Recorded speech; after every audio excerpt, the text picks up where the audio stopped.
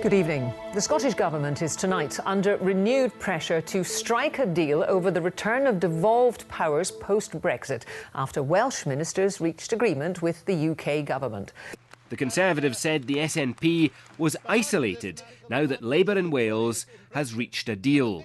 And that's echoed by UK ministers. I'm very disappointed and a bit frustrated that we haven't been able to reach agreement. There's been some very intense negotiations. I think the proposal that we put forward was a very fair one, and indeed the Welsh Assembly Government have accepted it. That Welsh agreement allows the UK Government to say, well, how could this be an attack on devolution if a devolved government, the Welsh Government, is agreeing to it? Well, let's go to Brian now. Brian, where does this leave the Scottish Government? This decision by Wales to compromise leaves the Scottish ministers isolated in two ways. First of all, it removes the guard, the cover, if you like, that Wales provided, that they could say this wasn't just an SNP gesture, it wasn't just about independence, look at what they're saying in Wales, that's gone.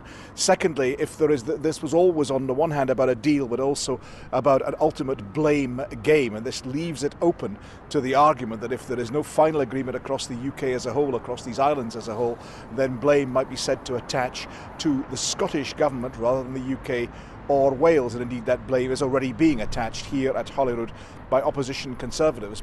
Brian at Holyrood and Nick at Westminster. Thank you both.